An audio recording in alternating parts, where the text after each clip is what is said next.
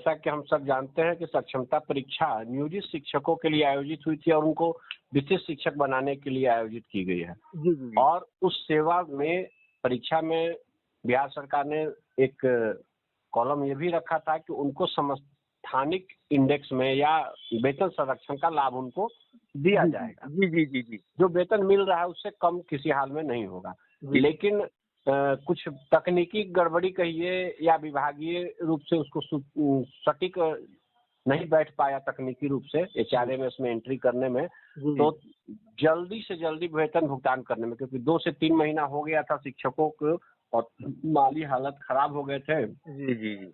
मार्च closing का महीना था, इसलिए सरकार ने तत्काल कहा कि जो मूल वेतन है जो एचआरएमएस पे अपलोड हो चुका है, जो अपने आप ले लेता है, उस पे भुगतान कर दिया जाए, बाद में फिक्सेशन की प्रक्रिया चलेगी। जी, जी। हम लोगों ने सरकार पे बहुत दबाव भी बनाया, बहुत से जिला के डीपीओ और डीओ स्तर से भी पत्र गया कि मार्गदर्शन किया जाए, क्योंकि समस्या आ रही थी कि जो 1 जनवरी को ज्वाइन कर रहे हैं, जी, जी। उनका मूल वेतन जो 2 जनवरी को ज्वाइन कर रहे हैं उनसे कम हो जा रहा है, या जो मार्च में ज्वाइन किए सक्षमता 2 वाले उनसे कम हो जा रहा था 6 महीने के लिए।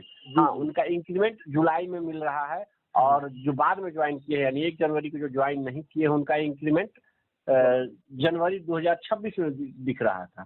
जी, ये जी। टेक्निकल फॉल्ट दिख रहा है, तो कहीं न कहीं ये गलत हो जाता है जो 1 तारीख को ज्वाइन किया। तो इसका समाधान आज की डेट में मैं आपको दावे के साथ कर रहा हूँ कि विभाग ने निकाल लिया है। जी, और इस तरह का जो भेदभावपूर्ण स्थिति जो बन रही थी, जो अगर फिक्सेशन होता तो स्वाभाविक रूप से 6 महीना पीछे हो जाते जो जी। पहले ज्वाइन किए हैं। जी, उसका जी। निदान करने की आवश्यकता थी और विभाग ने उसका निदान निकाल लिया है। जी। हमको भरोसा है कि जल्दी से जल्दी वो पत्र जारी होगा। लेकिन इसके पीछे एक तर्क ये भी है हमारा जी, जी। कि सरकार हमें वेतन संरक्षण के साथ-साथ सेवा निरंतरता पे भी हम लोगों की जो मांग है बार-बार, चाहे वो शिक्षा समिति, विधान परिषद की कमेटी ने उसको जारी किया हो या विधानसभा में माननीय विधायकों ने जो सवाल उठाए उसके जवाब में सरकार और माननीय मंत्री विभाग दबाव में आए और उस सेवा निरंतरता की बात की ओर हमारा लक्ष्य बढ़ चुका है। विभाग में इस पर चर्चाएं चल रही हैं। इसी को लेकर के है कि अब फिक्सेशन की अगर प्रक्रिया होगी, एचआरएमएस में अगर सुधार किया जाएगा तो एक ही बार किया जाए, बार-बार करने की आवश्यकता न हो। तो 8वें महीने में लोग पहुंच गए हैं, जो कठिनाई झेलना था वो झेल चुके हैं। उम्मीद है कि 15 अगस्त से पहले इसकी घोषणा भी हो जाएगी। 15 अगस्त तक तो लास्ट डेट हम लोग मान के चल रहे हैं कि उस दिन घोषणा किसी भी स्थिति में हो जाएगी। विभाग में बड़े पैमाने पर इसकी तैयारी भी चलती हुई महसूस हुई है, जैसा हमने सचिवालय में देखा है। जी, जी, जी। तो कि विभाग कहने का मतलब कि जैसे डी और एचआर अपडेटेशन की भी बात चल रही है, तो उसका जी, अपडेट जो है जब तक नहीं होता है तब तक तो मान के चलिए कोई चीज नहीं लेगा। हाँ, बिल्कुल। आप देख लीजिए ना, डीए बढ़ा है तो वो नहीं ले पा रहा है, किसी का हाउस रेंट ज़्यादा है वो नहीं उसमें ले पा रहा है। जी, जी, तो जी। ये इसको सुधार अपडेशन करने की बात है और अपडेशन होगा तो बार-बार न मान लेते हैं कि आज आपको कर दिया जाएगा, जो आपका मूल वेतन पहले मिल रहा था उसके आधार पे 31,000 पर भुगतान कर दिया, फिक्सेशन कर दिया जाए। जी, और जी। फिर 15 दिन बाद सेवा निरंतरता के साथ जब होगी, तो कठिनाई आएगी जल्दी से जल्दी करने में और पूरा विभाग फंसता है। तो हम तो ये चाहेंगे, उम्मीद रखेंगे कि अगर 15 दिन लेट हो तो कोई बात नहीं है, सेवा निरंतरता के साथ ही फिक्सेशन हो सभी शिक्षकों का। कुछ और ये अगस्त महीने अच्छा यहाँ पर जो सेवा निरंतरता की बात हो रही है, तो कुछ जी। लोग इसमें कह रहे हैं कि यह मिथ्या है, माने यह गलत है। कहीं भी सेवा निरंतरता की बात सरकार द्वारा नहीं चलाई जा रही है। क्या इसको आप खंडित कर रहे हैं? देखिए, मिथ्या कहने वाले कह सकते हैं और आपको मैं बता दूं कि कुछ दिन पहले हम लोगों ने समाचार पत्रों में देखा था कि माननीय विभाग के द्वारा और सरकार के द्वारा मीडिया में, अखबारों में ये बात आ गई थी कि 125 यूनिट बिजली जो है फ्री दी जाएगी बिहार में।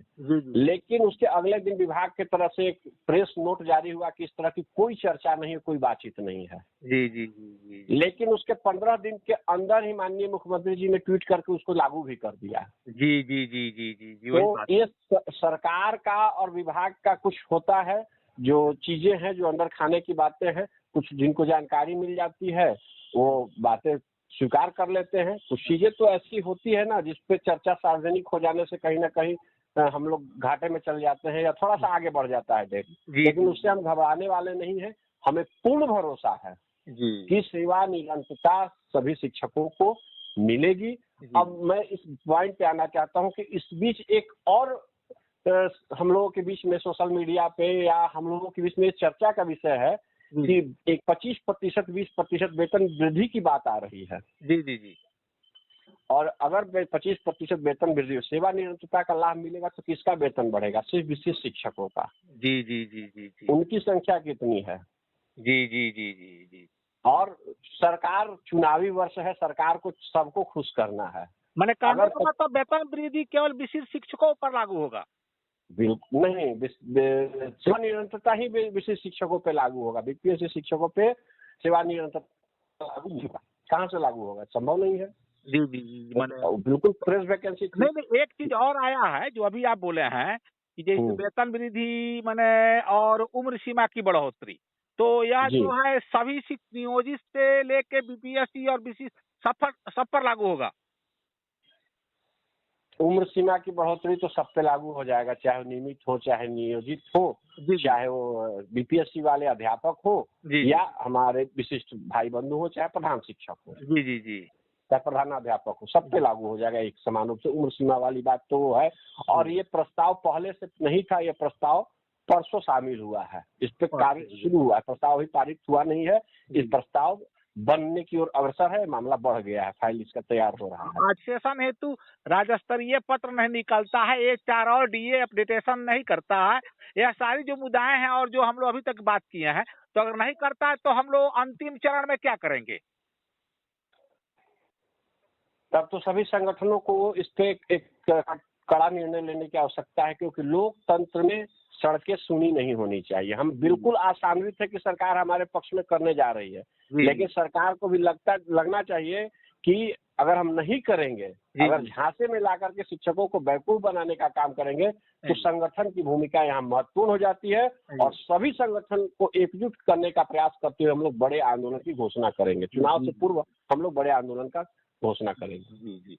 तो चलिए, हमारे 15, 18 साल 20 साल से जो नियोजित शिक्षक थे विशिष्ट बन गए हैं, उनको ट्रांसफर की आवश्यकता है। यह आनंद कौशल नहीं जानता है कि हमारे साथ जो नियोजित शिक्षक आज भी परीक्षा नहीं दिए हैं, वह लाख चाह लिए कि आनंद कौशल विशिष्ट शिक्षक विद्यालय अध्यापक की बात ना करे, सिर्फ और सिर्फ नियोजित शिक्षक के साथ रहे। हमने उनकी बात नहीं मानी और कह दिया कि नहीं, जो लोग विशिष्ट बने वो कहां से आए?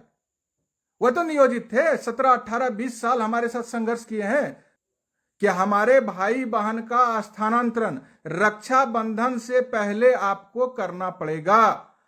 हम चाहते हैं कैसे बोलेंगे तो आनंद कौशल, अरे आनंद कौशल आपके बोलने से नहीं। जब म्यूचुअल का आदेश 26 जून को आया था, कौन बोला हमको? हम तो खुद सामने में आए, सरकार को चुनौती दिया। आपके तकलीफ में आपको हमसे गुहार नहीं लगाना पड़ेगा, आनंद कौशल खुद सामने में आएगा और सरकार का ईंट से ईंट बजा देगा।